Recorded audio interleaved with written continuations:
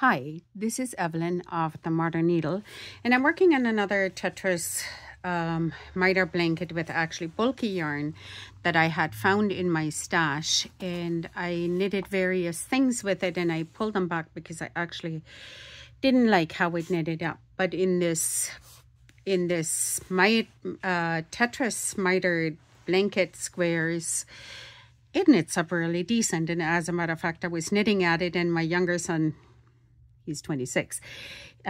He says, "Oh, I like this one. What are you doing with it when you're done?" I said, "Well, I don't know. Do you want it?" Yeah. So it's already spoken for. So what I wanted to show you is how I attach some of the blocks, and then I realized I actually didn't post the video that I showed how to sew the block in. So I'm gonna post that in here as well. So what I wanted to do is I have a big block here and I have a little block here. So this block is half the stitches of this block. So what I'm going to do is I want to add a big block in here. So I have to cast on half the stitches of this, pick up these ones, knit half the stitches from here, and then pick up some more. And I was going to show you how to do that. So I like anchoring my my stitch by doing a slip knot, but I'll get rid of this. So this big block here, each side is 40 stitches, then a stitch marker, and then another 40 stitches. So this is 20. I'll have to pick up 20 stitches here. So 1, 2, 3, 4, 5, 6, 7, 8, 9, 10, 11, 12, 13, 14, 15, 16, 17, 18, 19, 20. Okay, so I got this. And I was trying to see, like, where is the front and where is the back. So actually, this here is the back side, because you can see how I picked up the stitches, and you can see how the yarn intermixed on the wrong side here as I was picking up the stitches. However, with this yarn here, it actually doesn't matter, because I have clean transitions and not so clean transitions even as the yarn knits. So in this case here, I don't think I'm going to worry about this blanket from which side that I pick it up, which also gives me an added benefit, because then I can pick up from here and go this way or this way, and I can hold it either way. But in order not to confuse, let's see, I think made a bit of a ball here. Okay. So I have 20 stitches on this needle here. I'm going to pick up my other 20 over here, and I just go into the bottom loop. 1, 2, 3, 4, 5, 6, 7, 8, 9, 10, 11, 12, 13, 14, 15, 16, 17, 19, 20. I'll pick it right up in here and pick up my first stitch over on this side. So I have my 40 stitches on this side here. I put in my stitch marker and 1, rock the needle to snug that up. 2, 3, 4, 5, 6, 7, 8, 9, 10, 11, 12, 13, 14, 15, 16,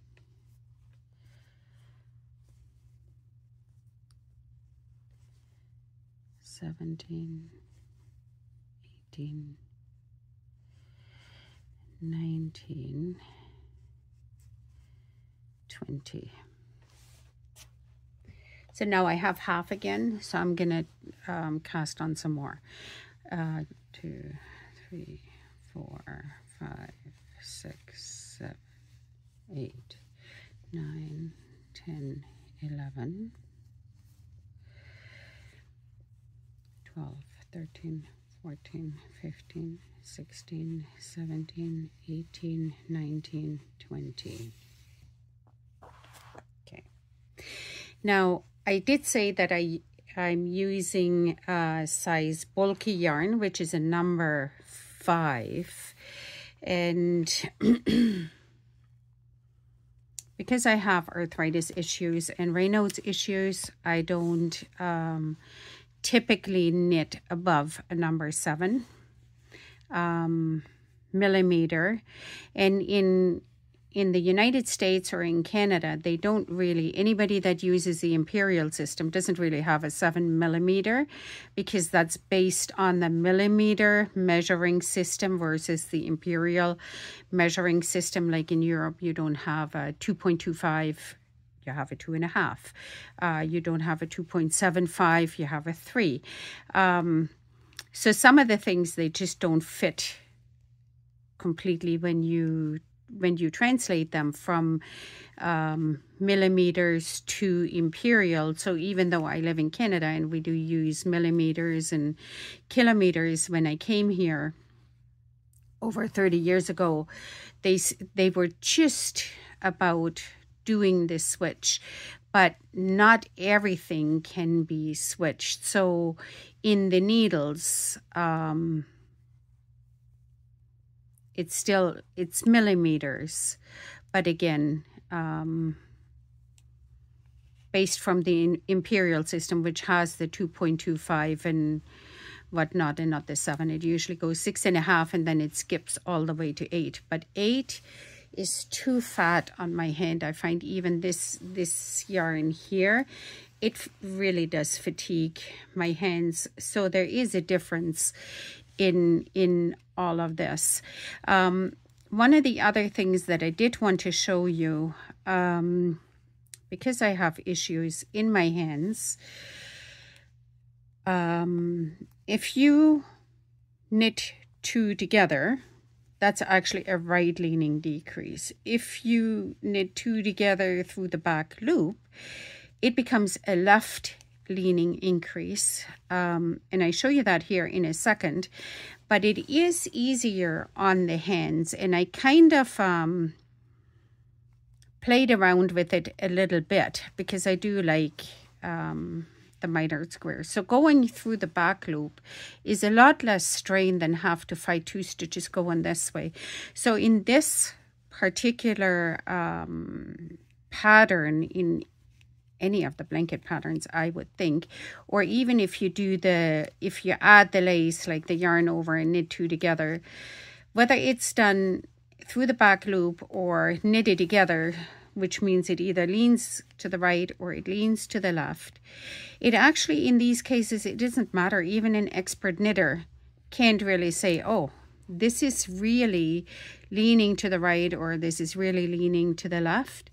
When you knit lace where they stack on top of each other and they form a line, it makes a difference. But in this block here, even though it does form a line in the middle, which I show you in a second, it actually doesn't make a difference as long as you stay consistent. So don't knit some through the back loop and then some others through the front loop. I think that throws the symmetry off, but as long as you stay consistent, it actually doesn't matter which way that you would like your decrease to go. And then another thing that I had noticed, I was playing with the little knot at the end, and I watched a gazillion European videos and German videos in particular, because they do take advantage of that little nub at the end here. And it actually makes no difference if you slip it with the yarn in the front or if you knit right to the end, and I will show you that in 2 seconds as well, as I played around with it after I posted the first videos. Just thinking, so if you knit it, does it make that knot on the end a bit more stable? Because the first one is actually, in the other videos, is just a wrap. It doesn't seem to make a difference, period. That's actually where I'm going with this. So you can, if it's hard to remember, just knit them all the way to the end. And I've done that here on these squares, and I will show you that like in 2 seconds. I'm almost finished knitting right back to the front. Normally it's not as tedious, but I do have a camera in between me and the knitting. Okay, so I knitted right to the end, and now I have to turn it to get back to the other side, and then I just start knitting, and by just knitting it again forms that little nub on the side. So I just wanted to show you how you can fit a block in this way here, and I wanted to show you, I don't know where I picked that up, this middle diagonal line here. I just want to stand up so that I can see what I'm showing you. As you can see, it does form a line, but it makes no difference to the aesthetics of the piece, whether you knit through the front loop or whether you knit through the back loop. The knots on the end, this one here was knitted all the way to the end, and then I just turned it and it forms the little knot. Again, when I wanted to knit them up, which I did on this other piece here, and I just go right into the knot to pick up my stitch. I don't even need a different needle. It makes no difference. Like, so do whatever is easiest for you, whatever your brain tells you to do. Even if you mix up the blocks, one you did this way and one you did that way, doesn't matter. Where it does matter for the knots, where it does matter is keep the increase in here, or the decrease, sorry, consistent, whether you go through the back loop or the front loop. I showed you how to insert a Tetris block into a smaller bit, which it will sit in here. And as you can see, I have these two colors, and they're the Charisma loops and yarns, loops and threads. I must have bought it on sale because I think I have 10 of these and I have 10 of these. So it'll be a substantial blanket. However, I was looking online, and you can also twist 2 DKs together to achieve that weight, or you can twist 3 threads together. So if you just want to have like a quick gift that is easy to manage, you can do that as well. So here, this is the bulky, and this is a 40 stitch on either side of the stitch marker. This is my little teapot blanket, and it has 12 stitches on either side of the stitch markers.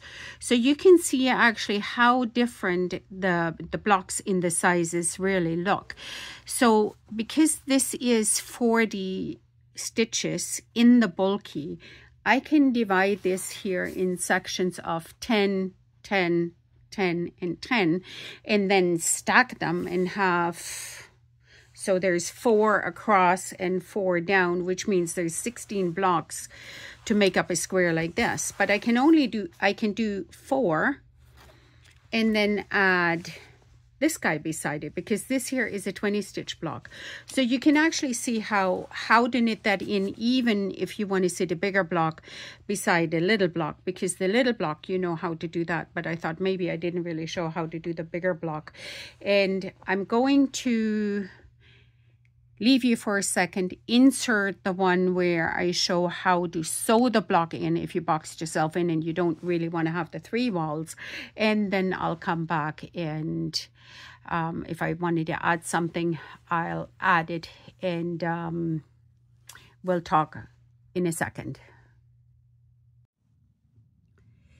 So as I'm preparing to show you how to fill in this little one if you boxed yourself in, I thought, my mind is skipping ahead for the borders. I thought, well, if I do another row down here, then I can use that as my teapot cozy. And it'll actually be a usable square or whatever, usable piece that I can use all the time.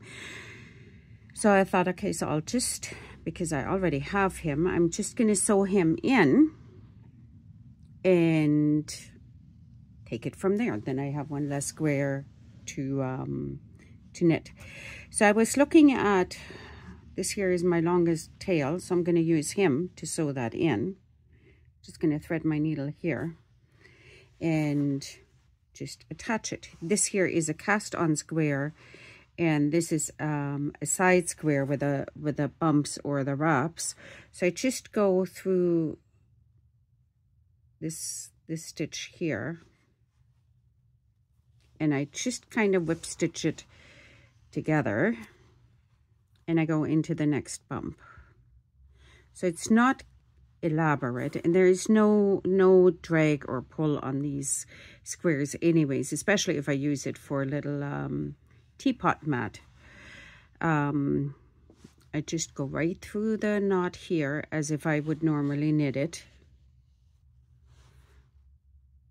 Pick up the next cast on loop in my next knot or wrap or bump. Okay, I don't thread it. So this is probably not the best needle, I'm thinking, but it's what I have laying right here.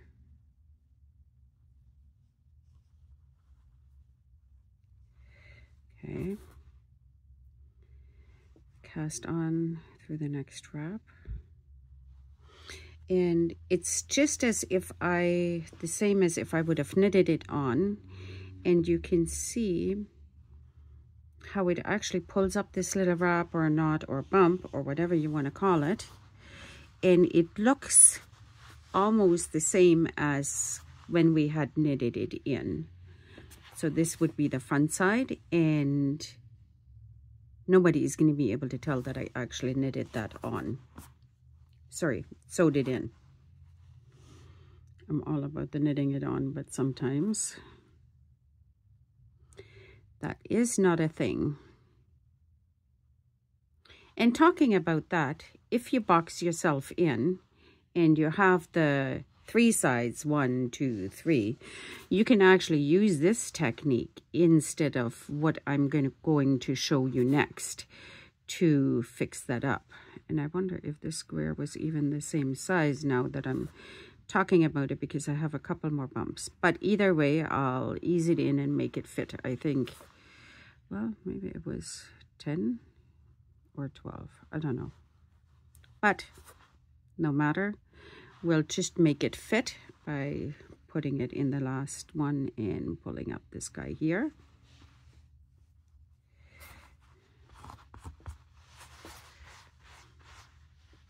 Flatten it out a little bit. So here, because the way that I pulled it down, and this is quite a large gauge, you can see that this is actually the front of the square because it is a knit side versus the back side. But as we turn it around, this is how it looks from the pretty side, I guess. So, and it's in. All I need to do is knit these guys, knit a little bit on the border, and I'll show you how to fit in this bit. Thank you for staying with me throughout the video and throughout my journey of the Tetris Miter Blanket. And as you can see, the my tea cozy is doing a fine job keeping my beautiful teapot and teacup safe. Was actually a gift from my sister. I hope you learned something new. Let me know if you enjoyed this journey with me in the comments. Let me know what you think of the knotted edge.